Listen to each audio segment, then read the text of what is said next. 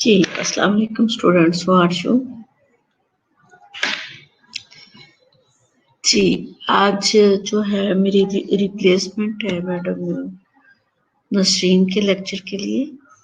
Otherwise ये मेरा time नहीं था, तो मैं आप लोगों को आज फिर जो है ट्रॉपिकल डिजीजेस के का लेक्चर कंटिन्यू करती हूँ। इसमें आज हम जो पहला लेक्चर हमारा बनता वो ट्यूबरकुलोसिस। इससे पहले जो हमने पढ़ा था वो ये बेटा ट्रॉपिकल डिजीजेस है, ठीक है।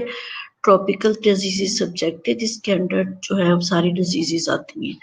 तो ट्रॉपिकल डिजीजेस में पहले तो मैंने एक लेक्चर में आपको इंट्रो दिया था करिकुलम का, और दूसरे में इंट्रो दिया था मैंने जो है सब्जेक्ट का कि ट्रॉपिकल डिजीजेस क्या होता है। तो आज से बाकायदा हमारे लेक्चर स्टार्ट हो गए कि ट्रॉपिकल डिजीजेस में जो हमारा यूनिट नंबर 1 है, यूनिट नंबर 1 में सबसे पहले जो है वो ट्रॉपिकल जो है वो ट्यूबरकुलोसिस है। अब ट्यूबरकुलोसिस देखते हैं कि इसकी डेफिनेशन क्या है। गुड मॉर्निंग बेटा, are you listen me dear students, are you listen मी?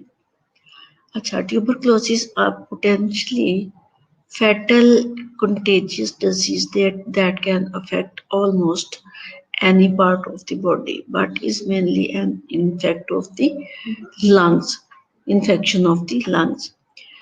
तो ट्यूबरकुलोसिस जो है वो थैंक यू वाइज आरिफ जी। ट्यूबरकुलोसिस जो है वो एक फैटल कंटेजियस डिजीज है जो almost any part of the body पे इफेक्ट करता है, बट मेनली इसका इफेक्ट जो है वो लंग्स पे होता है। इसके पॉजिटिव एजेंट जो है माइक्रो ऑर्गेनिजम्स वो माइकोबैक्टीरियम ट्यूबरकुलोसिस है जो ह्यूमन में होता है। तो ह्यूमन की ट्यूबरकुलोसिस में जो मेन बैक्टीरिया है पॉजिटिव एजेंट है वो माइकोबैक्टीरियम ट्यूबरकुलोसिस है, और ह्यूमन में माइकोबैक्टीरियम बोविस है, एनिमल्स में, ठीक है। अब माइकोबैक्टीरियम ट्यूबरकुलोसिस जो ह्यूमन की टीबी करता है वो पॉजिटिव एजेंट मेन जो खास है वो माइकोबैक्टीरियम ट्यूबरकुलोसिस है। जो एक्स्ट्रा पल्मोनरी जो डिजीजेस है टीबी कहाँ पे कॉज करते हैं, एक तो मैंने बताया कि वो लंग्स डिजीज है। मोस्ट कॉमन जो है ट्यूबरकुलोसिस वो ह्यूमन में लंग्स डिजीज है। लंग डिजीज के अलावा ये any part of the body कहीं भी इफेक्ट कर सकते हैं। वो पार्ट देखते हैं कि कहाँ कहाँ पे ये इफेक्ट कर सकता है। नंबर 1 जो है लिम्फ नोड्स की ट्यूबरकुलोसिस हो सकती है, प्लूरल की ट्यूबरकुलोसिस होती है, और TB of the upper airways. Upper airs में कहीं भी हम जो है लेरेंक्स, फेरेंक्स, माउथ, नोज पे ट्यूबरकुलोसिस हो सकती है, टीथ और जा में। और स्केलेटल टीबी भी हो सकती है, पूरे स्केलेटल सिस्टम में कहीं भी ट्यूबरकुलोसिस हो सकती है जिसको टीबी ऑफ द बोन्स भी कहा जाता है। नेक्स्ट है gastro urinary TB, sorry genito urinary TB. ये यूरिनरी और जेनिटल ट्रैक्ट्स में कहीं भी जो है टीबी हो सकती है। Miliary TB immuno deficiency virus infection है। मिलरी टीबी ये actually miliary TB is the human TB, ये लंग्स की टीबी ही है। पेरिकार्डियल ट्यूबरकुलोसिस पेरिकार्डियल में हो सकती है। गैस्ट्रोइंटेस्टाइनल ट्यूबरकुलोसिस, गैस्ट्रोइंटेस्टाइनल जो है ये मोस्टली जो है गट या लार्ज इंटेस्टाइन्स में पाई जाती है। तो tuberculosis meningitis inflammation of the meninges और टीबी ऑफ द मेनिंजाइटिस भी हो सकती है। लेस कॉमन फॉर्म्स, ये सारी जो है लेस कॉमन फॉर्म्स है, but most common form of the tuber is the TB of the lungs. Host factor of the tuberculosis. The clinical manifestation of tuberculosis are quite variable and depend on the host factor such as age, अब इसके जो clinical manifestation है according to जो है उसके clinical feature जो है उसके जितना उसने इफेक्ट किया है उसके अकॉर्डिंगली उसके क्लिनिकल फ्यूचर होंगे। अब ये जो है हॉस्ट फैक्टर में जो है ये एज और इम्यून स्टेटस है और कोएग्जिस्टिंग disease, immunization with BCG, nutrition, sex, overcrowded people, poverty, and microbial factors such as virulence of the organisms and predilection of the specific tissue जो है। अब ये जो सारी चीजें जो है हॉस्ट फैक्टर है टीबी के, ये कहाँ कहाँ और क्यों पाई जा सकती है, ठीक है। हाँ, टीबी जो है किसी भी एज में जो है मोस्ट कॉमन ये जो है बच्चों पे इफेक्ट करती है, बट ये किसी भी एज के पीपल को टीबी हो सकती है जिनका इम्यून सिस्टम जो है वो वीक होगा, उनको भी हो सकती है, कोएग्जिस्टिंग डिजीज भी हो सकती है और इम्यूनाइजेशन विद बीसीजी न्यूट्रिशन।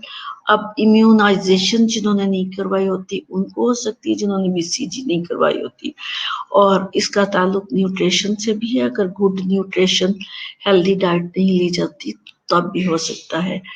और सेक्स या किसी भी सेक्स पे इफेक्ट कर सकती है, ओवर क्राउडेड एरिया में और पॉवर्टी में हो सकता है। एपिडेमियोलॉजिकल फीचर इसके क्या होंगे? एपिडेमियोलॉजिकल फीचर पे जो है दी pulmonary tuberculosis in China include a pattern of seasonal जो है fluctuations। अब इस जो ये जब स्टार्ट हुई थी तो इसका जो है आउटब्रेक जो है वो चाइना से हुआ था। अब चाइना में ट्यूबरक्लोसिस जो है उसको वो फ्लक्चुएशन इसकी सीजन के अकॉर्डिंगली होती रहती है और पहले भी होती रहती थी, और मैं अपने कुछ स्लाइड्स में भी उसकी आउटब्रेक की जो है फ्लक्चुएशन दिखाऊंगी। with the highest rate of infection in autumn and winter season।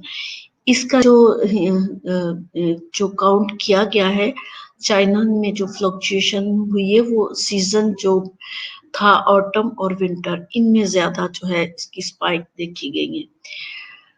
The adequate contact rate has increased slightly from an average of the 0.12 per month in 2010 to an average of 0.21 month in 2015। और जब इसकी average निकाली गई तो only 0.12 per month बनती थी। 2010 की बात है। अगर 2015 में देखी जाए तो इसकी एवरेज 0.21 थी। तो ये कुछ ईयर्स ऐसे आते हैं जिनमें इसकी स्पाइक ज्यादा आ जाती है, फ्लक्चुएट कर जाता है। तो इसका रेट जो है ऑटम और विंटर सीजन में ज्यादा पाया जाता है। सोर्स ऑफ इन्फेक्शन क्या होगा इसका? सोर्स ऑफ इन्फेक्शन जो है tuberculosis is caused by a type of bacterium. ये एक बैक्टीरिया है जिसको माइकोबैक्टीरियम ट्यूबरक्लोसिस बोलते हैं, और माइकोबैक्टीरियम ट्यूबरक्लोसिस इसकी मेन काज है, ठीक है। It's spread when a person with active TB disease in their lungs coughs or sneeze and someone else inhale the expelled drop, ठीक है, और ड्रॉपलेट मेथड से विच कंटेन टीबी बैक्टीरिया। अब ये माइकोबैक्टीरियम ट्यूबरकल्स जो है ट्यूबरक्लोसिस तब होगी जब पर्सन जो है इसके लंग्स जो है इन्फेक्शन होगा, लंग इन्फेक्ट कर जाएंगे और इसमें कफ और स्नीज या जो है समवन एल्स इनहेल कर जाएंगे, जैसे ड्रॉपलेट मेथड से किसी इन्फेक्शियस जो पर्सन है उसके ड्रॉपलेट मेथड से, तो फिर इसके जो बैक्टीरिया आएगा वो माइकोबैक्टीरियम ट्यूबरक्लोसिस होगा। And bacilli are also found in the pus, pleural effusion and peritoneal fluid। अब ये जो है इसके जो है बैक्टीरिया कहाँ कहाँ से हमें मिलेगा? पस से, प्लूरा से और पेरिटोनियल फ्लूइड से। How to spread the TB. TB spread कैसे होती है? It is spread due to coughing without covering the mouth. जब मास्क नहीं लगाते तो देखें आपके सामने जो इमेज है, इस इमेज में जो है ड्रॉपलेट मेथड के थ्रू जब स्नीज या कफ करते हैं तो उससे दूसरों को हो जाता है। Over crowded places with poor ventilation. अब ओवर क्राउडेड पीपल जहाँ होंगे और पुअर वेंटिलेशन होंगे वहाँ इसका रिस्क फैक्टर्स जो है वो ज्यादा होंगे। स्पिटिंग एवरीवेयर, और कहीं भी इन्फेक्टेड पर्सन जो है स्पिट करता है।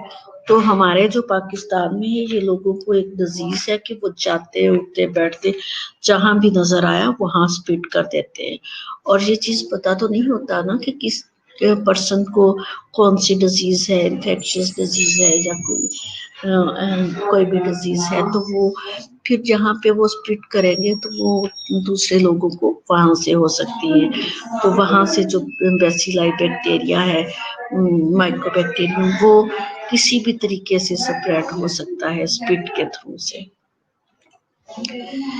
अब जो इसका इंक्यूबेशन पीरियड है, इंक्यूबेशन पीरियड जो है मुख्तलिफ बुक्स में जो है मुख्तलिफ जो है वो लिखा हुआ है। कहीं पे 1 वीक का है, कहीं पे जो है 1 वीक to 15 days है, और कहीं पे कुछ जो है मंथ भी है। मैम क्या हाल है आपका, कैसी हैं आप? Thank you. तो इसमें इंक्यूबेशन पीरियड में very from about 2 to weeks. अब ये वेरी करता है कि जिसको जो है इंक्यूबेशन के जिसका इम्यून सिस्टम ज्यादा स्ट्रोंग होगा तो वो करता जाएगा। जब वो कोप करता जाएगा तो साइन सिम्टम जो है कुछ लॉन्ग टाइम से अपीयर्स होंगे। कईयों को सिम्टम्स जो है वो 2 वीक्स 12 डेज 2 वीक्स में अपीयर हो जाते हैं, और कई लोगों को जो है वो एसिम्टोमेटिक होते हैं और साइन सिम्टम जो है वो डिसअपीयर अपीयर होते हैं, कुछ टाइम लग जाता है। तो ये 12 वीक्स लिखा हुआ है, 15 डेज भी इसको कह सकते हैं, और मोर देन दैट पीरियड भी हो सकता है। इसके सिम्टम्स जो हैं, सीवियर सिम्टम की बात की जाए तो वो परसिस्टेंट कफ होगी और चेस्ट पेन होगा, कफिंग विद ब्लडी स्पुटम। अब ये सीवियर सिम्टम्स में आ जाता है। अब सीवियर सिम्टम्स जो है इसमें परसिस्टेंट कफ होगी, चेस्ट पेन होगा, कफिंग विद ब्लडी स्पुटम होगा, शॉर्टनेस ऑफ ब्रीथ होगा। शॉर्टनेस ऑफ ब्रीथ के बाद जो है यूरिन डिस्कलरेशन ऑफ यूरिनेशन, कैलिंग के क्लाउडी यूरिन होगा एंड रेडिश यूरिन, ये भी इसके साइन सिम्टम में आ सकता है। तो fever with chills and fatigue. अब इनके साथ साथ जो मोस्ट कॉमन है वो जो है वेट जो है लेस वेट हो जाएगा, वेट जो है वो कम होना शुरू हो जाएगा। ये भी सीवियर सिम्टम्स में ही आता है। इसकी पैथोजेनेसिस जो है वो ये step in the pathogenesis of tuberculosis. अब इसकी सबसे पहले तो कॉज बताई हुई इन्होंने जो इमेज आपके सामने है, इमेज में जो है एक्सपोजर टू दी जो है सोर्सेस। अब सोर्सेस कौन से हो सकते हैं? ये सोर्सेस जो है ड्रॉपलेट मेथड हो सकते हैं, और दूसरा जो है इनहेलेशन ऑफ द बैक्टीरिया हो सकता है, और मोर देन 50% जो है नो इन्फेक्शन। अब जो है इन्फेक्शन ये इनमें से जैसे ड्रॉपलेट मेथड हो गया, और इन्फेक्शियस पर्सन जो है उसकी स्पिटिंग होगी, या इनहेलेशन के थ्रू किसी तरह से भी बैक्टीरिया जो है एंटर हुआ। जब बैक्टीरिया एंटर होता है तो bacteria reach lung enter macrophages 20 to 50%। जब ये लंग्स में एंटर होता है तो 25 to 50% तो मैक्रोफेजिस हो जाता है। फिर इसके बाद बैक्टीरिया की मल्टीप्लिकेशन होती है इन मैक्रोफेजिस।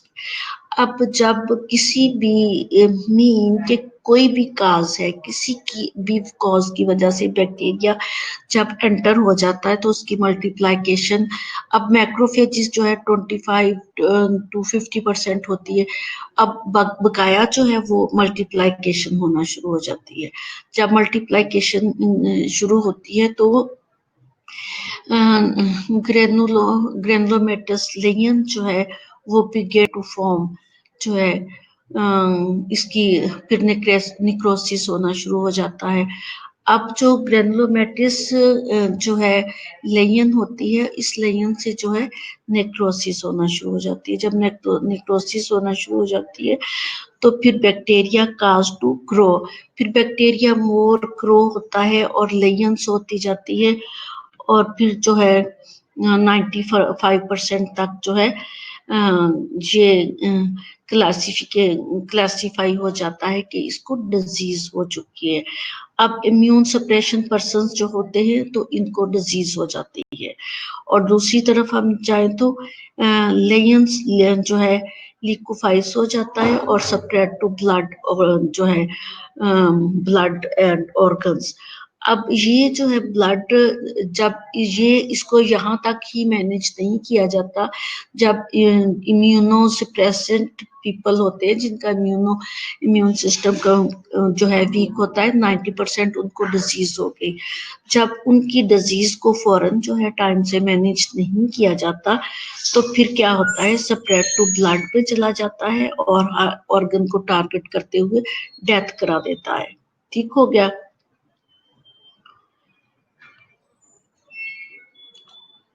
तो फिर क्या है, इसकी टाइप्स है। टाइप्स में मैंने पल्मोनरी ट्यूबरक्लोसिस जो है इसकी primary tuberculosis and secondary tuberculosis है। अब पल्मोनरी ट्यूबरक्लोसिस जो है इसमें जो ए है पल्मोनरी ट्यूबरक्लोसिस, इसकी primary cause the infection of an individual who has not been previously infected or immunized is called primary tuberculosis or Gons complex or childhood tuberculosis. अब ये ट्यूबरक्लोसिस वो है जिसपे जो है पहले टीबी नहीं हुई थी या बीसीजी नहीं लगा बच्चों को, तो उसको टीबी हो गई, तो इसको प्राइमरी ट्यूबरक्लोसिस या गोन्स कॉम्प्लेक्स ट्यूबरक्लोसिस भी कह सकते हैं। Lesions forming after infection is peripheral and accompanied by the healer, which may not be detectable on the chest radiology. और ये जो है समटाइम जो है डिटेक्टेबल नहीं होती चेस्ट रेडियोग्राफी जब करवाई जाती है। तो मीन के प्राइमरी ट्यूबरक्लोसिस वो ट्यूबरक्लोसिस है जिसमें बीसीजी नहीं लगी होती और फर्स्ट टाइम होती है। And secondary tuberculosis is that tuberculosis the infection that individual who has been previously infected or sensitized is called secondary tuberculosis or post-primary or reinfection or chronic tuberculosis.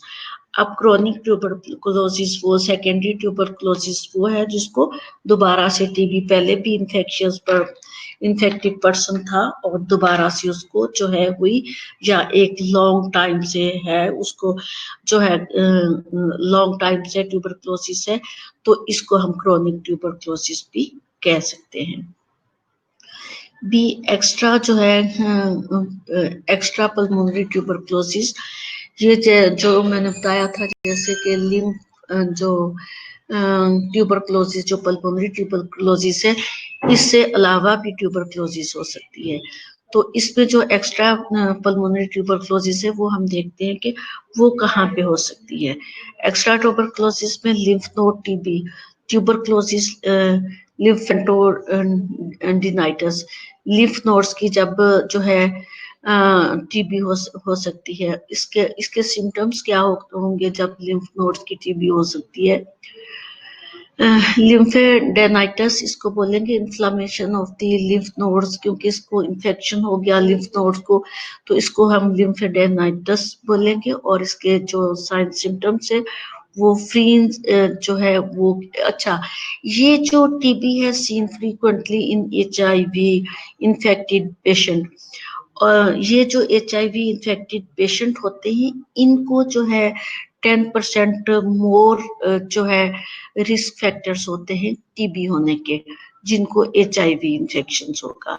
और इसके symptoms क्या होंगे? Painless swelling of the lymph nodes, most commonly at the cervical and supraclavicular area। अब ये इसके sign symptom जो है, जितनी मैं आपको जो है एक्स्ट्रा पल्मोनरी ट्यूबरक्लोसिस पढ़ाऊंगी, इनके सबके साइन सिम्टम जो है वो चेंज होंगे, वो अकॉर्डिंग टू देयर ऑर्गन, जिस ऑर्गन को टारगेट किया होगा उसी के अकॉर्डिंगली इसके साइन सिम्टम होंगे। इससे पहले जो एक मेरी स्लाइड थी, जिसको मैंने एक स्लाइड में आपको क्लिनिकल फीचर्स बताए थे, वो पल्मोनरी ट्यूबरक्लोसिस के थे जी। अब तो इसकी जो है एक्स्ट्रा पल्मोनरी ट्यूबरक्लोसिस, इसकी प्लूरल एफ्यूजन में भी हो सकता है। नंबर 2, प्लूरल में involvement of the pleura is common in primary TB and result from the penetration of tubercle bacilli into the pleura space। तो ये प्लूरा स्पेस में बेसिलाइज जो है माइकोबैक्टीरियम एंटर हो जाता है और ये प्लूरल स्पेस में इंफेक्शन बना के तो टीबी ऑफ द प्लूरा कर देता है। नेक्स्ट चलते हैं हम, नेक्स्ट हमारी स्लाइड है TB of the upper air से। अब अपर एयरवे जो है जब इन्वॉल्व होगा, उसमें लेरेंक्स, फेरेंक्स एंड एपिग्लूटियस होगा। जब ये चीजें इन्वॉल्व होंगी अपर एयरवे, तो उसमें सिम्टम्स क्या होंगे? डिस्फेजिया होगा, difficulty in swallowing and chronic जो है प्रोडक्टिव कफ होगी। जेनिटो यूरिनरी ट्यूबरक्लोसिस जो है, जेनिटो यूरिनरी ट्यूबरक्लोसिस में 15% of all extra pulmonary tuber cases जो है वो 15% ये पाई जाएगी एक्स्ट्रा ट्यूबरक्लोसिस में। और any part of the extra pulmonary tuberculosis में इसका जो रेशियो है वो 15% है। Any part of the genito urinary tract get infected. अब जेनिटो यूरिनरी जो है ट्रैक्ट है, उसके किसी भी पार्ट को इन्फेक्ट कर सकती है ये। तो इसके सिम्टम्स क्या होंगे? यूरिनरी फ्रीक्वेंसी इन यूरिनेशन होगा, डिसयूरिया होगा and हिमाचूरिया। हिमाचूरिया is the blood in urine। Skeletal TB involve the weight bearing part like spine, hip, knee। अब ये जो है मैंने इसको बताया था कि टीबी ऑफ द बोन्स भी इसको कहा जाता है। ये स्केलेटल जो है, स्केलेटल में जो मेन पार्ट है, जिनको हम वेट बियरिंग पार्ट्स हैं हमारे, स्पाइन, हिप और नी। ये लॉन्ग बोन्स में भी अक्सर हो जाती है। तो इसमें इसके साइन सिम्टम्स क्या होंगे? Pain in the hip joint, knees and swelling of the knee and trauma. अब जो है जहाँ पे टीबी होगा जिस बोन में, तो उसका ट्रॉमा फौरन हो जाता है। अब टीबी ऑफ द बोन्स पे, जहाँ टीबी ऑफ द बोन पाया जाता है, तो उसमें जो है ट्रॉमा इसलिए होता है कि वो ट्यूबरक्लोसिस की वजह से बोन्स जो है इस तरह से, अगर उनका एक्सरे इमेज लिया जाए तो वो बोन्स इस तरह से दिखती हैं जिस तरह से एक वुड को जो है कीड़ा लग जाता है, लकड़ी को कीड़ा लगता है जिसको घुन बोलते हैं, ठीक है, और उसमें सुराख हो जाते हैं। तो इस टाइप टीबी जो है बोन्स को इस तरह का कर देती है, तो जो फौरन से जिसका फ्रैक्चर हो सकता है। गैस्ट्रोइंटेस्टाइनल जो है TB, gastrointestinal TB involvement of any part of the GIT tract. अब जो है जीआईटी ट्रैक्ट कहीं भी जो है वो इन्वॉल्व हो सकता है गैस्ट्रोइंटेस्टाइनल ट्यूबरक्लोसिस में। इसके सिम्टम्स जो है एब्डोमिनल पेन, ये मोस्ट कॉमन जो है गट और लार्ज इंटेस्टाइन में होता है, ये मैंने आपको बताया था। तो ये जब इन्वॉल्व होता है तो abdominal pain, diarrhoea and weight loss हो जाता है। अब जो है वेट लॉस, तो मोस्ट जो जिस टाइप की भी ट्यूबरक्लोसिस होगी वेट लॉस होगा। अब जो है abdominal pain, diarrhoea and weight loss.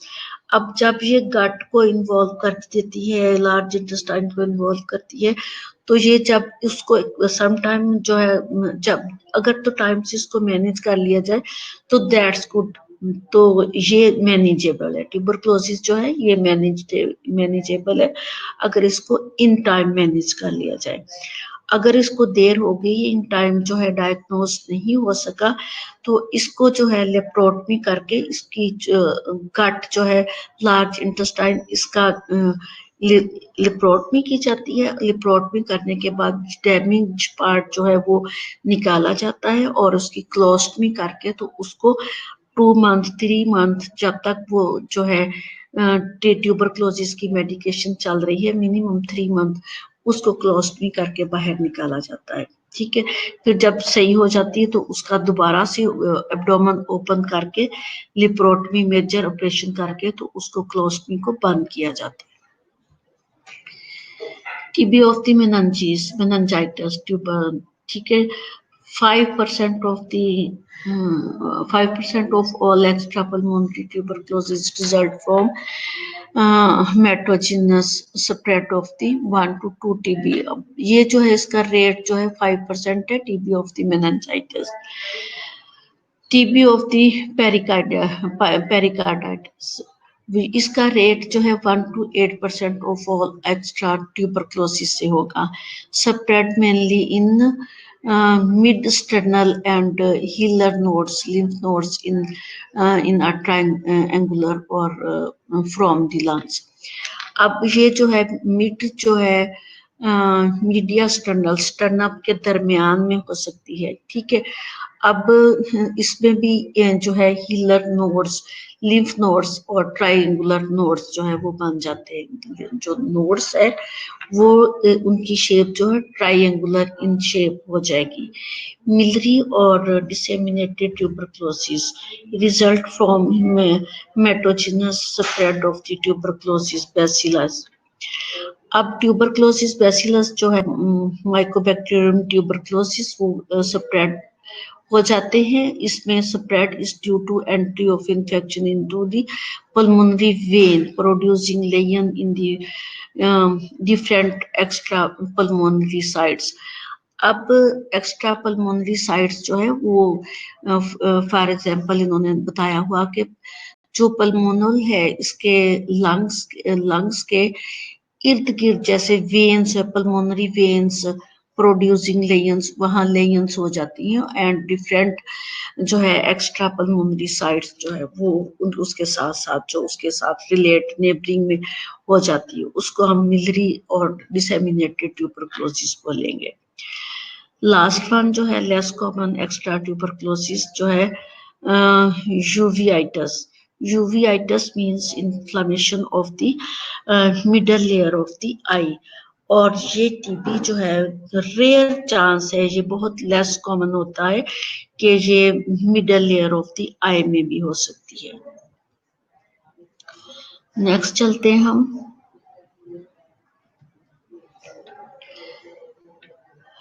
जी, इसको इसकी डायग्नोज कैसे करेंगे? जो है बैक्टीरियोलॉजिकल टेस्ट हम इसका करेंगे। माइक्रोस्कोपिक एग्जामिनेशन में हम कल्चर एंड सेंसिटिविटी करेंगे। कल्चर टेस्ट जो है वो कल्चर टेस्ट जो है स्पुटम का भी हम स्पुटम का कल्चर टेस्ट भी कर सकते हैं और उस पार्ट का जहाँ पे डिजीज हुई है उसका हम फ्लूइड वहां से पास और वहां से टिश्यू लेके भी हम उसके कल्चर जो है टेस्ट करवा सकते हैं, जिसमें जो है डेफिनेटली हमें पता चल जाएगा कि जो बैक्टीरिया है वो किस चीज के हैं। दूसरा रेडियोग्राफी चेस्ट एक्सरे जो है, चेस्ट एक्सरे जो है इसमें शेडो आपको एरो दिखाया गया है। अगर पल्मोनरी ट्यूबरक्लोसिस होगी तो वो एक्सरे में आ जाएगी, तो उसमें शेडो में आपको जो है एरो में दिखाया गया है कि वहाँ जो है उसने ये जो है यहाँ पे पास या फिर जो है फ्लूइड जो है हो जाता है, कंजस्टेड एरिया हो जाता है और वो जो है एक्सरे इमेज में जैसे क्लाउड सा आपको नजर आ जाता है। ये क्लाउड जो है इसमें जो है पास भी हो सकता है, और इसमें जो है जैसे स्पूटम जो है जमा होके, तो कंजस्टेड एरिया जो है वो इमेज में हमें फौरन से नजर आ जाता है। नेक्स्ट है न्यूक्लिक एसिड जो है amplification. Species in identification several hours जो है इसको रखा जाता है। Low sensitivity, high cost and most useful of the rapid confirmation of the tuberculosis in person with AFP positive sputa। अब ये जो है स्पूटम एसिड फास्ट बेसिलाई जो है वो स्पूटम को जो है देखा जाता है, और इसको कुछ टाइम के लिए जो है कंफर्मेशन के लिए ट्यूबरक्लोसिस की जो है वो लैब में रखा जाता है। ठीक है, अब उसमें जो है AFP acid fast bacilli negative pulmonary tuberculosis and extra जो है पल्मोनरी ट्यूबरक्लोसिस। अब ये जो है अगर जो है टीबी ऑफ द लंग्स होगा तो ये पॉजिटिव आएगा, और एक्स्ट्रा पल्मोनरी ट्यूबरक्लोसिस होगा तो ये नेगेटिव आएगा। पॉजिटिव आएगा पल्मोनरी ट्यूबरक्लोसिस में AFBs का, और ये नेगेटिव भी हो सकता है एक्स्ट्रा पल्मोनरी ट्यूबरक्लोसिस में। एक्स्ट्रा पल्मोनरी ट्यूबरक्लोसिस मैंने आपको पढ़ाया, और वो वहां से पास फ्लूइड या टिश्यू लेके उसकी कंफर्मेशन करवाई जाएगी, जैसे मैंने बताया था कि उसकी कल्चर करवाया जाएगा। ठीक है, नेक्स्ट है ट्यूबरकुलिन टेस्ट। ये ट्यूबरकुलिन टेस्ट जो है इसको जो है मोंटोन्स टेस्ट बोलते हैं। अब मोंटोन्स टेस्ट जो है इसमें जो है ट्यूबरकुलिन जो है 0.1 ml जो है ये लगाई जाती है। अब ये जिस तरह दिखाया ना कि ये 0. इंट्राडर्मल लगाई जाती है। ठीक है, अब इसकी डोज जो है 0.1 ml जो है ट्यूबरकुलिन ये लेके, तो इसको जब लगाया जाता है इंट्राडर्मल, तो इसका एक सर्कल बन जाता है जो आपको दिखाया गया है। अब अगर ये पॉजिटिव होगा तो इसको 48 to 72 आवर्स जो है इसमें टेस्ट करते हैं। जब ये इंजेक्शन लगाया जाता है तो इस पेन के साथ, मार्कर के साथ इसके इर्द गिर्द सर्कल लगा दिया जाता है। जब सर्कल लगा दिया जाता है तो पेशेंट को बता दिया जाता है कि उसको उस एरिया को वॉश नहीं करना, सोप ना लगे, वाटर ना लगे। कब तक ना लगे? 48 to 72 आवर्स तक। तो वो 48 से 72 आवर्स के अंदर अगर पॉजिटिव होगा तो जिस तरह आपको ये सर्कल सा दिखाया हुआ है ये नजर आ जाएगा, और इसमें अगर नहीं होगा तो कुछ भी नहीं होगा। रेड नहीं होगा एरिया, स्वेलिंग नहीं होगी वहां पे, और लेयन टाइप जो बना हुआ है इस तरह का नहीं होगा, तो वो नेगेटिव इमेज देगा। Other biological examination, cell count, lymphocyte, protein जैसे असाइटिस, प्लूरल इफ्यूजन एंड जो है मेनिंजाइटिस, उस जो है पोर्शन से लेके उसका प्रोटीन टेस्ट जो है वो करवाया जाएगा।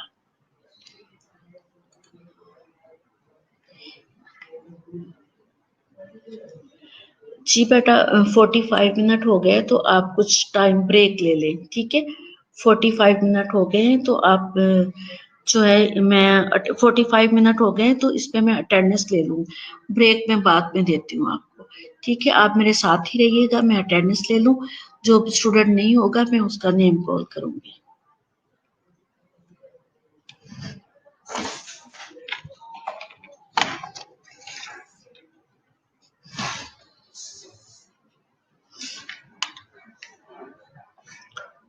मेरे इस वक्त 2 लेक्चर हैं और मैं 2 टाइम जो है अटेंडेंस लूंगी।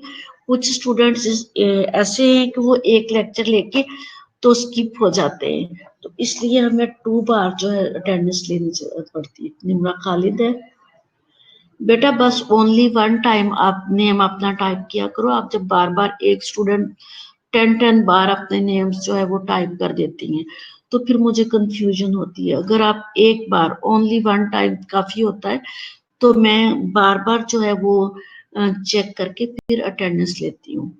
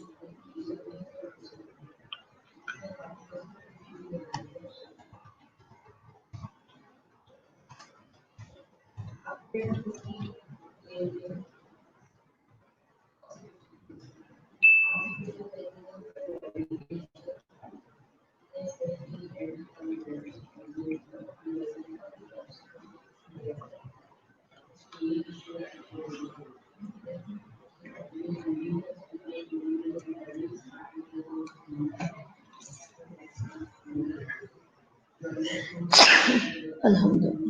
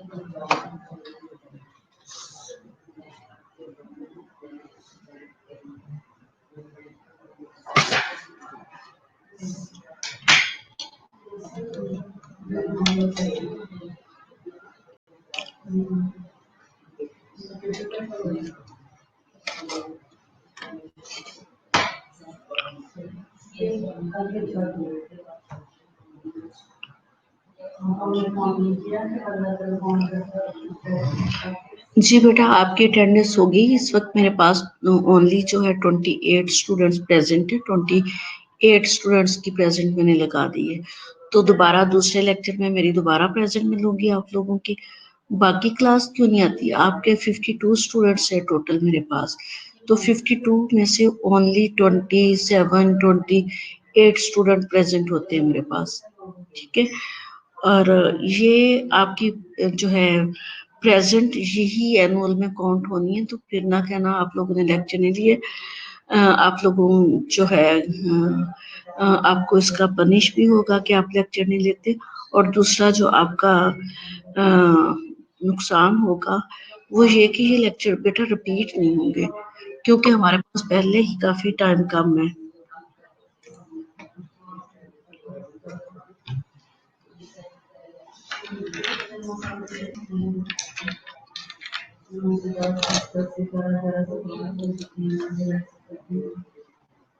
अभी आप ब्रेक ले लो और 20 मिनट पे वापस आ जाना, 11:20 पे, ठीक है।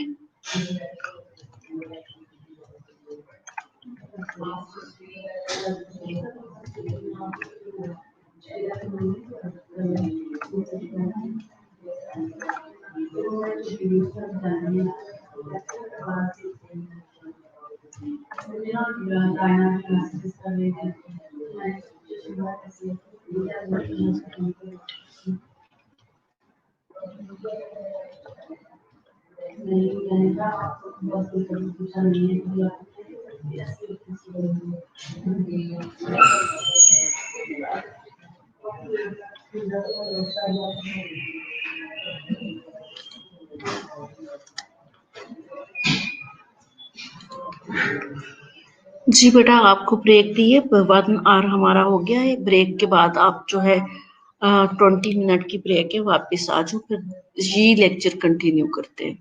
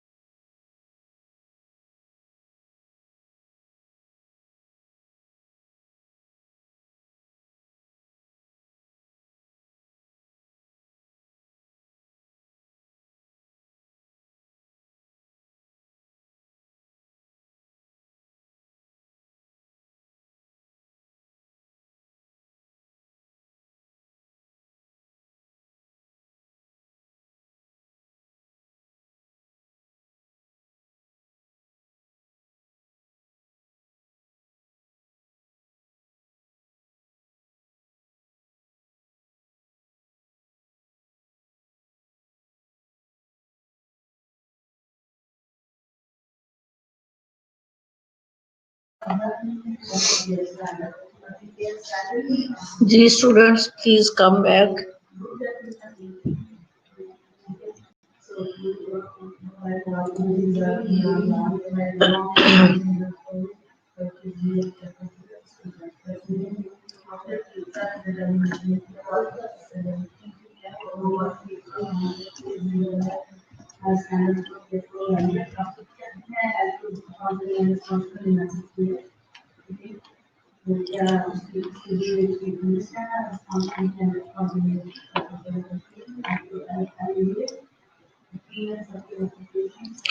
जी बेटा, हम यहाँ से पढ़ रहे थे कि इसकी प्रिवेंटिव मेजर क्या होंगे। अब प्रिवेंटिव मेजर जो है, जितनी भी जो कम्युनिकेबल डिजीजेस हैं जो स्प्रेड होती है एक से दूसरे पर्सन को, उनके लिए मास्क जरूरी है। ठीक है, मास्क, बीसीजी वैक्सीन। अब बीसीजी वैक्सीन जो है ये बहुत जरूरी है, एट बर्थ ही लगा देते हैं बीसीजी वैक्सीन। ठीक है, जैसे ही बच्चा पैदा होता है तो उसी वक्त at birth BCG vaccine start करते हैं इसकी प्रिवेंटिव मेजर के लिए, ताकि ये डिजीज हो ही ना। फिर अगर है तो मास्क रखना और दूसरे पर्सन को डायरेक्ट टच नहीं करना, ग्लव्स पहन के टच करना, रेगुलर मेडिकल फॉलो अप। जो इसकी बहुत जरूरी चीज है वो रेगुलर मेडिकल फॉलो अप है, क्योंकि इसकी मेडिसिन जो है कुछ वीक्स के बाद चेंज करना होती है। ठीक है, मिनिमम 2 वीक्स देनी होती है। जैसे पैराजोनामाइड है, मायमटोल है, तो कुछ मेडिसिन 4 वीक्स भी, और उसकी डोज भी चेंज करनी होती है। तो इसलिए रेगुलर मेडिकल फॉलो अप जरूरी है। आइसोलेशन ऑफ द पेशेंट, ऐसे पेशेंट को आइसोलेट करना होता है क्योंकि ताकि ये स्प्रेड ना हो जाए दूसरों को। वेंटिलेशन, वेल वेंटिलेटेड एरिया में उनको रखना होता है। अगर रूम में आइसोलेट भी किया हो तो वो वहां से जो वेल वेंटिलेटेड एरिया हो, नेचुरल सनलाइट मस्ट देना चाहिए उसको। जो है यूवी जर्मिसाइडल रेडिएशन, तो अल्ट्रा वायलेट जो है रेडिएशन जो जर्मिसाइडल है वो मस्ट उसको डलवानी चाहिए। उसकी सबसे बड़ी एग्जांपल जो है वो सनलाइट है। ठीक है, सनलाइट कह ले। इसके बाद stop the spread of TB. TB को कैसे स्टॉप करना, प्रिवेंटिव मेजर ही है ये। Take all of your medication. बेटा आवाज आ रही है मेरी? Are you listen me student? जी, take all of your medicine as they prescribed until your doctor take you off them। अब इसकी ये जो टीबी ऐसी डिजीज है जिसकी मेडिकेशन जो है अगर एक दिन ना ले तो 1 वीक पीछे चला जाता है, इसलिए इसकी मेडिकेशन मस्ट लेना होती है। और जब तक डॉक्टर की प्रिस्क्राइब के जो है अगेंस्ट आपने नहीं चलना, जब तक वो स्टॉप ना करे तब तक आपने मेडिसिन को चेंज नहीं करना या छोड़ना है। Thank you so much Mubeen ji. Always keep all your doctor appointment. Appointment जो है वो लेके रखनी होती है कि कब कब आप लोगों ने चेक करवाना है। कीप नेक्स्ट है always cover your mouth with a tissue when you cough और स्नीज। जब भी कफ और स्नीज करना है अपना जो है माउथ कवर करके करना, ताकि दूसरों तक उसके जर्म्स ना जाएं। Wash your hand after coughing और स्नीजिंग। अपने आप को भी जो है प्रिवेंट करने के लिए अपने हैंड जो है, अगर मुंह के ऊपर हाथ रख के काफी स्नीज किया तो उसको जर्म्स लग गए तो वो फिर आप तक पहुंच जाएंगे। तो वो आप तो जो पहले ही पर्सन जो है वो इन्फेक्टेड है, तो मजीद इन्फेक्टेड होने से उसको अपने हैंड जो है अच्छी तरह वॉश कर लेने चाहिए। Don't visit other people and don't visit them to visit you. ना तो आप लोगों ने दूसरों के पास जाना और ना ही कोई आपके पास विजिट के लिए आए। क्योंकि हमारे यहाँ ये रिवाज है कि कोई बीमार हो जाता है तो पूरी दुनिया जो है खानदान उसको देखने के लिए आ जाता है। उनको ये पता ही नहीं होता कि ये कम्युनिकेबल डिजीज है क्या। तो जैसे कोरोना वायरस आया था तो हर कोई बंदा यही कह रहा था कुछ नहीं है, कुछ नहीं है, इससे कुछ नहीं होता। लोग जो है शेक हैंड भी कर रहे थे, इकट्ठे नमाज भी पढ़ रहे थे, बाजारों में भी जा रहे थे, जिसका रिजल्ट जो है कितना 6 मंथ हो गया, हर किसी को जो उससे हार्म पहुंचा है और हर कोई उससे सफर हुआ है। तो इसलिए इस तरह के लोगों को एजुकेशन नहीं होता।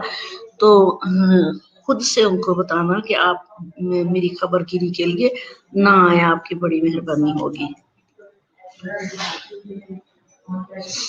जी, इसकी प्रिवेंटिव मेजर जो है सबसे पहले तो पर्सनल हाइजीन, अपने हैंड वॉश करने, अपने टीथ वॉश करने, अपने आप को बाथ देना और अपने जो है क्लॉथ साफ रखने, टोटल हाइजीन में आ जाता है। और दूसरी चीज इम्यूनाइजेशन, एट बर्थ जो है वो इम्यूनाइजेशन मस्ट करवाना होगी। और तीसरी चीज जो है यहाँ पे हेल्थी लाइफस्टाइल एंड इन्वायरमेंट। अब इन्वायरमेंट जो है वो normal environment, know very hot know very cold environment, और जो है क्रॉस वेंटिलेटेड एरिया हो जहाँ पे रहना है, और हेल्थी लाइफस्टाइल में जो है न्यूट्रिशन भी आ जाती है। ठीक है, तो जो है गुड न्यूट्रिशन भी लेना है। अगर आप ओवर क्राउडेड एरिया में रह रहे हो या गुड न्यूट्रिशन नहीं है तो ऊपर से इम्यून सिस्टम भी वीक है, तो इस तरह की डिजीजेस, सिर्फ यही नहीं कि आपको ट्यूबरक्लोसिस होगी, और भी बहुत सारी डिजीजेस बहुत जल्दी हो सकती हैं। अब बीसीजी वैक्सीन जो है इसका फर्स्ट यूज जो हुआ था वो 1921 में है। बीसीजी वैक्सीन पे मैंने अपनी स्लाइड्स पे बारहा जो है वो फोकस किया है। जी बेटा, मैं साथ साथ चाय भी पी रही हूँ क्योंकि सुबह से लेक्चर ले ले तो गला खराब हो गया मेरा। आप लोगों के साथ साथ दूसरी क्लासेस के भी तो लेक्चर है ना हमारे। जी, बीसीजी वैक्सीन जो है वो फर्स्ट यूज उसका 1921 में हुआ था। Only vaccine available today for protection against tuberculosis. अब ये ओनली जो है वैक्सीन अवेलेबल है बीसीजी के नेम से, जो प्रोटेक्शन ऑफ द ट्यूबरक्लोसिस करती है। It is most effective in protecting the children from the disease.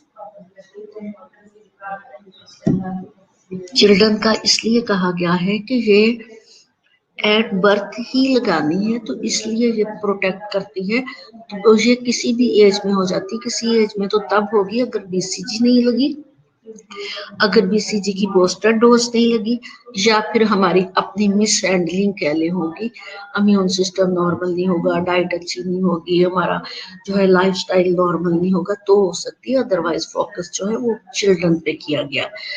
It is most effective protecting children from the disease given 0.1 ml intradermally। मैंने पहले भी बताया था कि ये 0.1 ml इंट्राडर्मल लगाते। Duration of protection 15 to 20 years। अब देखिए इसकी प्रोटेक्शन का जो ड्यूरेशन है वो 15 to 20 years है। फिर एफिकेसी जो है इसकी वो 0 to 80%। माशाल्लाह इसकी एफिकेसी बहुत ज्यादा है, 80%। should be given all healthy infants as soon as possible after birth unless the child presented with symptomatic HIV infection। अब जो है इससे पहले कि बच्चे में कोई HIV इन्फेक्शन या टीबी के सिम्टम अपीयर हो, उससे पहले ही फौरन लगा देनी है। ठीक है, अब जो बच्चा पैदा होता है HIV इन्फेक्शन या जो है सेक्सुअली ट्रांसमिटेड इन्फेक्शन, ये बच्चे में होना कोई बड़ी बात नहीं है। अब HIV क्या है, सेक्सुअली ट्रांसमिटेड डिजीज है, और मदर को जो है HIV नहीं भी होती तो सेक्सुअली ट्रांसमिटेड इन्फेक्शन मस्ट होते हैं। जब वो माँ को कोई ट्रांसफर होता है तो फौरन जो है जब बच्चा पैदा होता है तो उसके साइन सिम्टम क्या होंगे, बच्चे की आंखों से पानी आएगा और बच्चे की आंखों से चिपकी हुई जैसे आंखें होती हैं और वो पस टाइप चीज निकलती है, तो वो एक खास निशानी है कि न्यू बॉर्न बेबी है जो है वो सेक्सुअली ट्रांसमिटेड उसको इन्फेक्शन है, लेकिन वो जो है क्योरेबल है, उसको एंटीबायोटिक और कुछ आई ड्रॉप्स जो है वो दिए जाते हैं और विद इन जो है 1 वीक इंशाल्लाह ठीक हो जाता है। हमारी नेक्स्ट स्लाइड जो है उसमें मैनेजमेंट बताई है, first line drugs and second line drugs.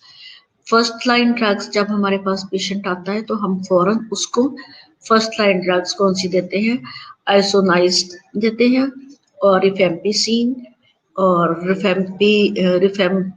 रिफेम्पेंटीन ये रिफेम्पिसिन का दूसरा नेम है और रिफेम्पाबुटीन ये जो इसका जेनेरिक नेम है वो रिफेम्पिसिन है और उसी के नेम से दूसरी 2 मेडिसिन आएंगे। दूसरा मायाबटोल और इथम्बटोल एक नेम से आती है, यहाँ पे इथम्बटोल लिखा है। जो मेन मेडिसिन है वो आइसोनाइज रिफेम्पिसिन एंड एथम्बटोल है, मायाबटोल के नेम से भी आती है एंड पायराजिनामाइड।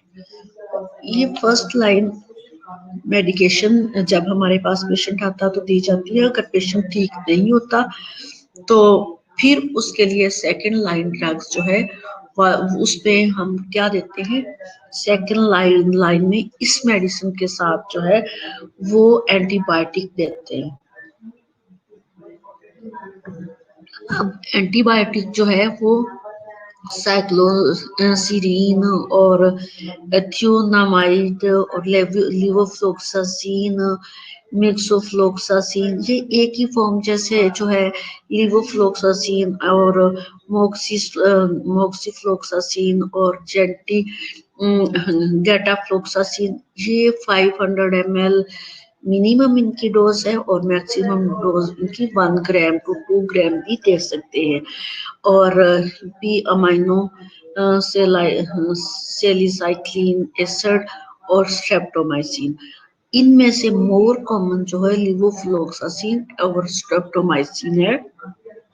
अगर आप कहें कि चॉइस में जो है वो कौन सी दी जाती है, जो स्ट्रेप्टोमाइसिन है वो इंजेक्टेबल भी देते हैं, जैसे लिवोफ्लोक्सासिन या जो है मोक्सीफ्लोक्सासिन ये इंजेक्टेबल में भी और टेबलेट फॉर्म में भी आती है। ठीक है, और ये जो मेडिकेशन है इनमें स्ट्रेप्टोमाइसिन जो है वो चॉइस में है, ये पीने के लिए भी देते हैं। ठीक है, स्ट्रेप्टोमाइसिन का इंजेक्शन जो है पेशेंट को पिलाया भी जाता है। ऐसे जो है एमिकीन ये चॉइस ऑफ द डॉक्टर भी होता है या जिस तरह रिसर्च बेस जिस डॉक्टर ने जितने पेशेंट चेक किए होंगे तो ये आम डॉक्टर तो इसकी ट्रीटमेंट नहीं ना करता, जिस मेडिसिन से उसके ज्यादा पेशेंट ठीक हुए होंगे वो उसको अपनी चॉइस बना लेता है। तो वो स्ट्रेप्टोमाइसिन जो जिसके जो पेशेंट स्ट्रेप्टोमाइसिन से ठीक होते हैं वो स्ट्रेप्टोमाइसिन से देगा, नहीं देगा, और जिसके एमिकीन से ठीक हुए होंगे वो एमिकीन ही देगा। ठीक हो गया।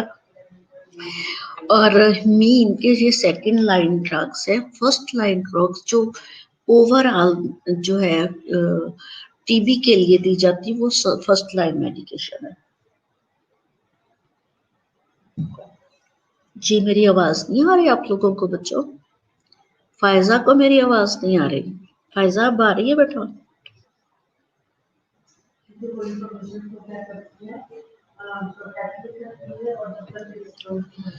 जी नेक्स्ट जो है इसमें बताया गया है कि ये मेडिकेशन जो है जाके क्या रिएक्ट करती है।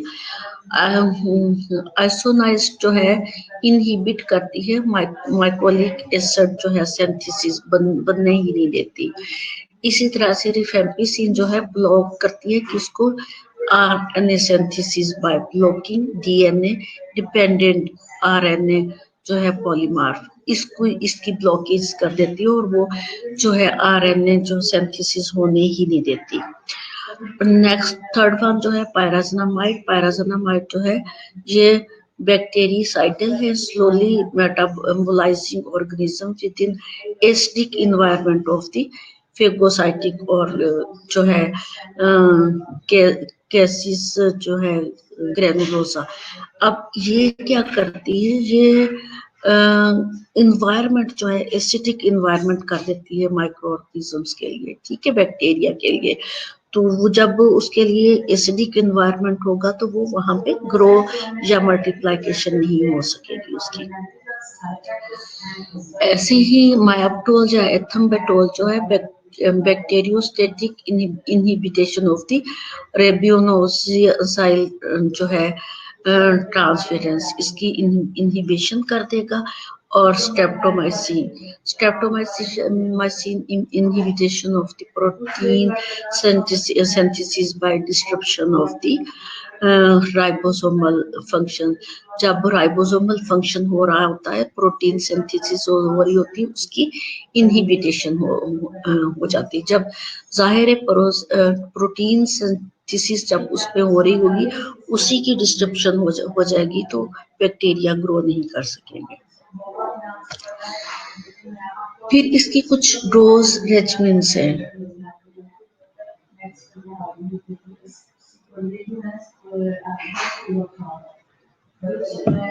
जी सिर्फ फायजा को मेरी आवाज नहीं आ रही, बाकी तो सबको आ रही है। फायजा में भी आप लोगों को आपके कोई नेटवर्क प्रॉब्लम हो ना, अगर मेरी आवाज नहीं आ रही होती तो बाकी स्टूडेंट को भी नहीं आती। अच्छा, डोज क्या होगी इसकी? डोज रेजिमेंट जो है आइसोनाइज्ड जो है, इसकी डोज डेली डोज जो है वो 5 मिलीग्राम पर केजी, मैक्सिमम डोज जो है वो 300 मिलीग्राम, और ये ओडी डोज में देते हैं। रिफेम्पिसिन जो है 10 मिलीग्राम पर केजी, मैक्सिमम डोज इसकी जो है 600 मिलीग्राम जो है डेली डोज है इसकी, ठीक है। और ये भी जो है इसको भी ओडी डोज में दिया जाता है। पैरासिटामोल जो है 20 to 25 मिलीग्राम पर केजी, मैक्सिमम डोज जो है इसकी 2 ग्राम होगी। जो एथम्बेटोल है 15 to 20 मिलीग्राम पर केजी। अच्छा बेटा, मैं आपको ये बताती चलूँ, मैं जब आप लोगों को पढ़ाती हूँ, स्पेशली जो ट्यूबरक्लोसिस है, इसकी आपने डोज याद रखनी। जब मेरा वाइवा हुआ था तो उन्होंने डोज इतनी क्रिटिकली पूछी थी, तो मैंने पता नहीं ऐसे ही किसी वार्ड में ड्यूटी करते कराए इसको रटा हुआ था, तो पास हो गई थी। तो मेरी पूरी क्लास में से सिर्फ 3 स्टूडेंट पास हुई थी। जो डॉक्टर वाइवा लेने के लिए आया था, उसने उस वक्त डॉक्टर वाइवा लेते थे मेडिसिन का, ठीक है, उसमें टीबी उसने पूछा था।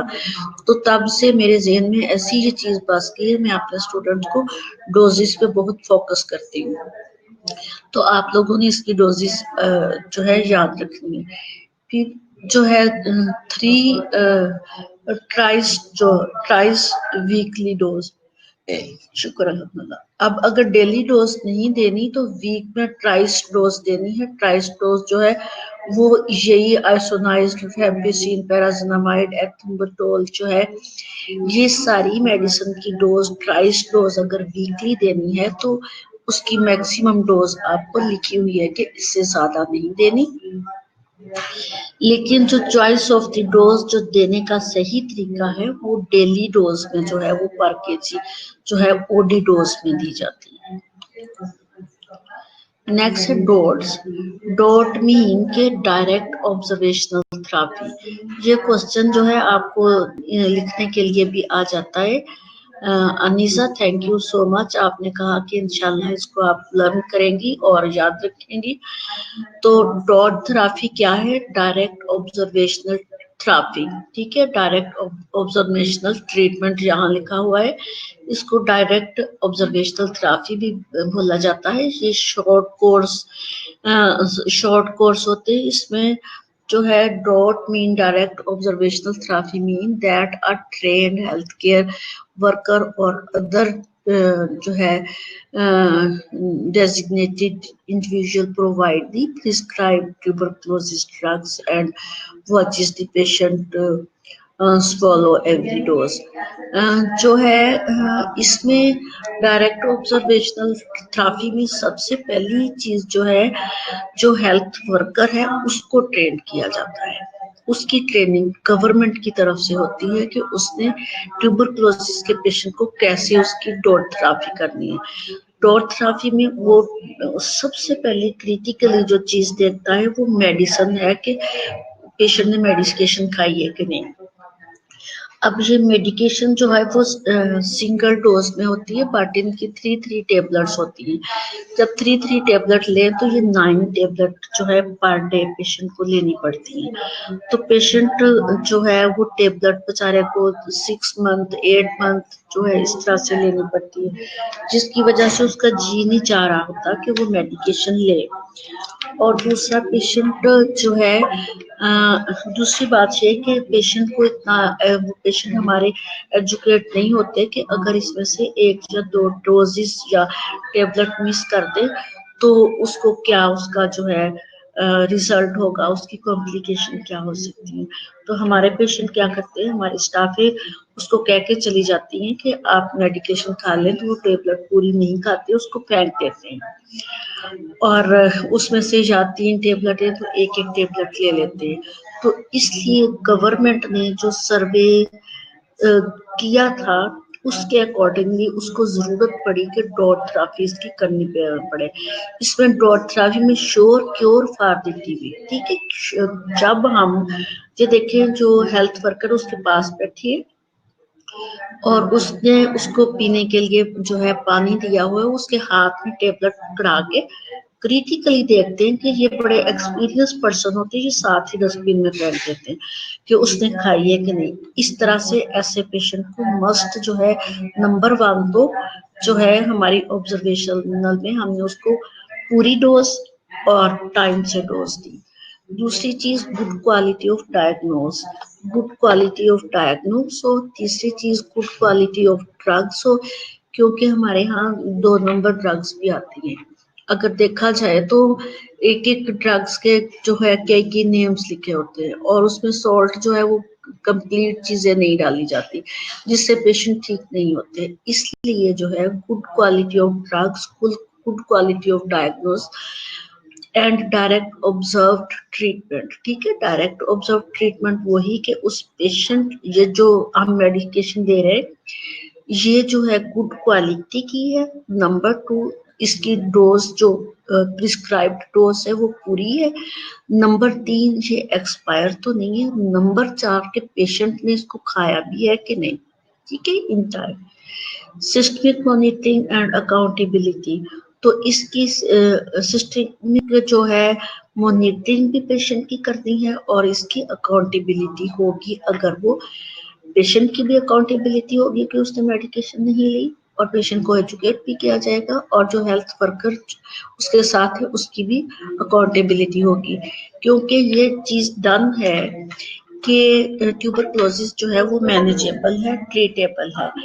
अगर उसको पेशेंट को आराम नहीं आता तो फॉल्ट कहाँ पे होगा, मेडिकेशन पे। जब पेशेंट ने डाइट और मेडिकेशन 2 चीजें ले ली तो उसने इंशाल्लाह 99.5% ठीक हो जाना है।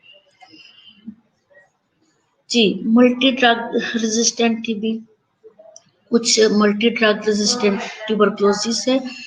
Tuberculosis caused by strain of Mycobacterium tuberculosis that are resistant to at least isoniazid and rifampicin resistant इन चीजों से जो है वो रेजिस्टेंस होती है ट्यूबरक्लोसिस को। The most effective anti tuberculosis drugs, ये मोस्ट इफेक्टिव एंटी ट्यूबर जो है ड्रग्स हैं जिनके मैंने नेम दिए आइसोनाइज्ड and rifampicin. Globally, 3.6% are estimated to have MDR, multi-drug resistant tuberculosis। ठीक है, ग्लोबली जब इसका एस्टिमेट किया तो ये जो है MDR, multi drugs resistant medication जो है वो पेशेंट को दी गई। Almost 50% of MDR TB cases worldwide are estimated to occur in China and India। जो इसमें MDR ट्यूबरकुलोसिस रेजिस्टेंस इसमें जो वर्ल्ड वाइड देखा गया तो इस 50% जो है इसके का एस्टिमेशन जो है वो चाइना में लगाया गया, क्योंकि जो आउटब्रेक ट्यूबरक्लोसिस का हुआ था, मैंने अपनी फर्स्ट सेकंड स्लाइड में ही बता दिया था, तो वो चाइना में ज्यादा हुआ था। ठीक है, इसके जो पेशेंट की रेशो थी वो ज्यादातर चाइना में थी। आगे एक्सटेंसिवली दैट कवर और affect a large area drugs resistant tuberculosis caused by bacteria that are resistant to isoniazid and rifampicin, as well as any fluoroquinine and any of the second line anti tuberculosis in जो है injectable drugs like amikacin, kanamycin और कैप्रोमाइसिन, इनकी resistance करती हैं। और ये second जो है, इसमें सेकेंड लाइन जो है रेजिस्टेंट मेडिसिन, जो सेकेंड लाइन मेडिकेशन है वो भी इसमें ऐड कर दी है एक्सटेंसिवली, जो जो ज्यादा टाइम के लिए दी जाती हैं और जिससे बहुत सारे patient that cover affect a large area तक इसका कवर होता है। Tuberculosis in HIV. Worldwide, the number of people infected with both HIV and tuberculosis is rising. अब वर्ल्ड वाइड में देखा गया कि कुछ पीपल ऐसे होते हैं जिनको जो है वर्ल्ड वाइड ट्यूबरक्लोसिस और HIV दोनों होती हैं। और जिस पेशेंट को HIV होता है उसका इम्यून सिस्टम, चूंकि डिजीज होती ही तब है जब इम्यून सिस्टम जो है वो वीक होता है। HIV ऐसी डिजीज है जो कि डायरेक्ट इम्यून सिस्टम को सप्रेस कर देती है। जब HIV होती है तो TB होने के रिस्क फैक्टर जो है वो बहुत ज्यादा हो जाते हैं। इसलिए जहाँ पे HIV है तो वहाँ ट्यूबरक्लोसिस को राइजिंग होते देखा। The HIV virus damages the body immune system and accelerates the speed at which tuberculosis progresses from a harmless infection to a life-threatening condition. और ये हम जहाँ पे HIV जो वायरस इम्यून सिस्टम को डैमेज करता, वहाँ पे जो है ट्यूबरक्लोसिस होती है, लेकिन हार्मलेस जो है इन्फेक्शन इसके से होता है और लाइफ थ्रेटनिंग कंडीशन होती है। The estimated 10% of activation of inactive tuberculosis infection over the lifespan of an infected person is increased to 10% activation in 1 year if HIV infection is superimposed. अगर HIV इन्फेक्शन सुपरइम्पोज्ड हो तो 10% जो है वो TB होने के चांसेस होंगे। It is the opportunistic infection that most frequently kill HIV, जो HIV पॉजिटिव पीपल। ये जो है अपॉर्चुनिस्टिक इन्फेक्शन है, जब ये जिसकी वजह से फिर ये जब इसका इम्यून सिस्टम वीकेंड होता है तो ये नुकसान पहुंचाता है। एपिडेमोलॉजिकल इम्पैक्ट इसका क्या होगा? Reactivation, primary infection and recurring infection. अब जो है रीएक्टिवेशन जो है latent infection, people who are infected with both HIV and TB are 20 to 30 times more likely to develop TB again. ठीक हो गया, then people only infected with TB। अब reactivation इसलिए है कि जिनको TB होता है, जिनको HIV होता है तो उनको ज्यादा टाइम पे ये TB भी होता है। फिर primary infection, new tuberculosis infection in people with HIV can progress to activate disease very quickly. अब प्राइमरी इन्फेक्शन जो है न्यू ट्यूबरक्लोसिस इन्फेक्शन होगा, जिन पीपल को जो है HIV होगा और उनको फर्स्ट टाइम TB हुआ होगा। ये जो है recurring infection in people who are cured of TB, जो क्योर्ड TB से हो जाते हैं। Diagnose of tuberculosis in people with HIV। अब इसमें जो है मैंने पहले भी आप लोगों को बताया कि जो वैसे अगर ट्यूबरक्लोसिस है तो हम एक्सरे टेस्ट करवाते हैं, जो है एसिड फास्ट बेसिलाई जो है, स्पूटम का टेस्ट करवाते हैं, कल्चर एंड सेंसिटिविटी करवाते हैं, पास कल्चर, फ्लूइड कल्चर और टिश्यू कल्चर जिस भी साइड का होता है। बट अगर जो है पेशेंट को HIV है तो इसकी जो है टीबी को ट्यूबरक्लोसिस जो है इसकी डायग्नोस करना थोड़ा मुश्किल होता है, क्योंकि इसका इम्यून सिस्टम बहुत सप्रेस होता है और टीबी का जरासीम जो है वो नजर नहीं आता जल्दी।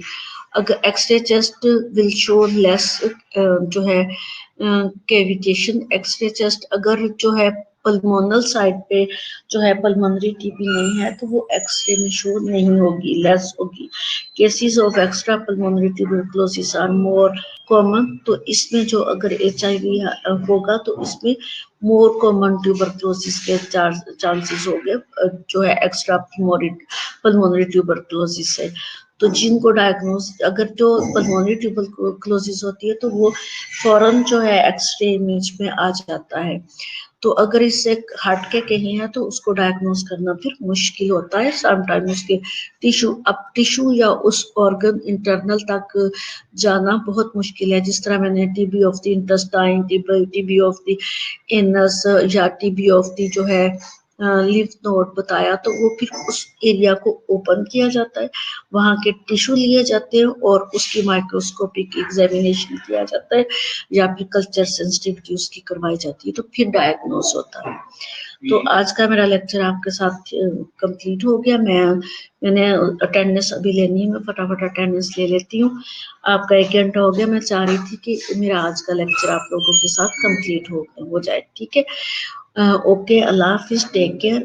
अभी आप लोगों ने नेम सेंड किए हुए, मैं यहाँ से अटेंडेंस ले लेती हूँ, ठीक है। गुड बाय, अल्लाह हाफिज।